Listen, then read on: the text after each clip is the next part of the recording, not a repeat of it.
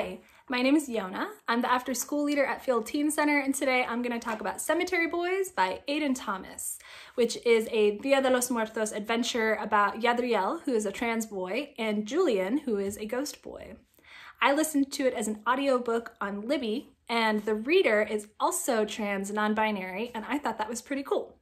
So Yadriel is part of this secret community of brujex in LA, and they come from a variety of backgrounds, all Spanish speaking, and they all can do magic related to spirits and the worlds between the living and the dead.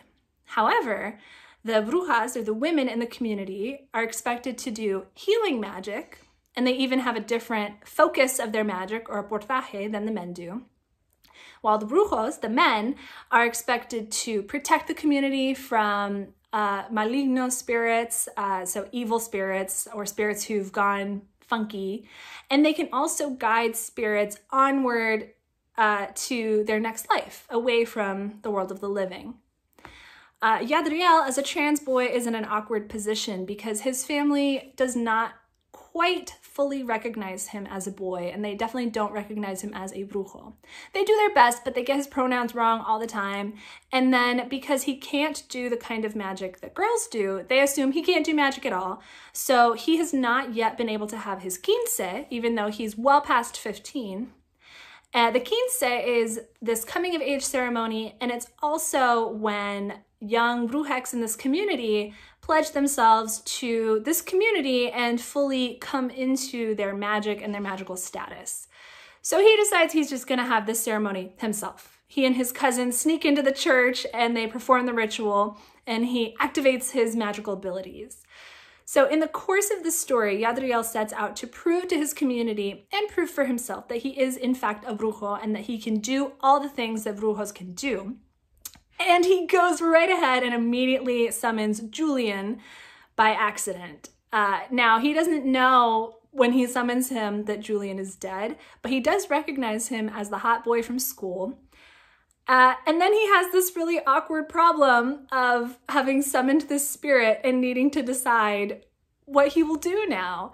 And it's an extra big problem because although most humans cannot see spirits, his whole family can, so he can't just bring a boy home because everybody would see him and everybody would know that somehow Yadriel had summoned this spirit and messed up, basically.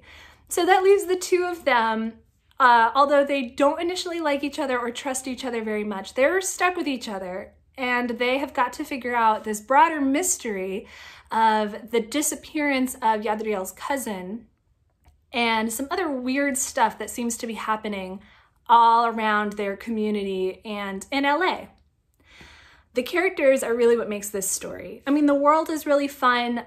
If you like Halloween and Dia de los Muertos, there is so much to like here. I mean, ghosts. So many ghosts, so great. But the characters are really lovely. Yadriel is kind of shy and coming into his own, but has a lot of really great one-liners, and he's really funny. And Julian is just absolutely the kind of character I love every single time. He is very charming, he's funny, and he laughs really easily, and he's very loyal to his friends, and is unintentionally extremely funny. He'll say things like, I don't want to be your scapegoat, instead of, I'm not your scapegoat, which is the word.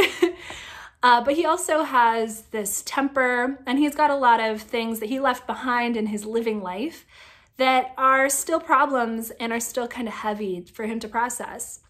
So we really get to know both of these characters while they're getting to know each other and trying to figure out how they feel about each other. So if you like that, there is a lot of that to enjoy here. You'll like this book if you liked The Raven Boys. There's a lot of similar flavors of magic, similar flavors of like ghost crushes and teens being teens and hanging out with each other. You will also like this if you liked the Shadow Shapers series by Daniel Jose Older, which is about this Puerto Rican girl in New York who can craft magic from her paintings. So if you like this, there's definitely more where that came from. I'm gonna leave some links for how to get in touch with us, either DMing us on Instagram or sending us an email if you would like to tell us what you thought of this book. And I'm also gonna leave you some book lists to filter through and find something else to read when you're done and obsessed with this and looking for something else to read. So I hope you enjoyed this book talk, and I hope you read this book because it was really good and you should talk to me about it.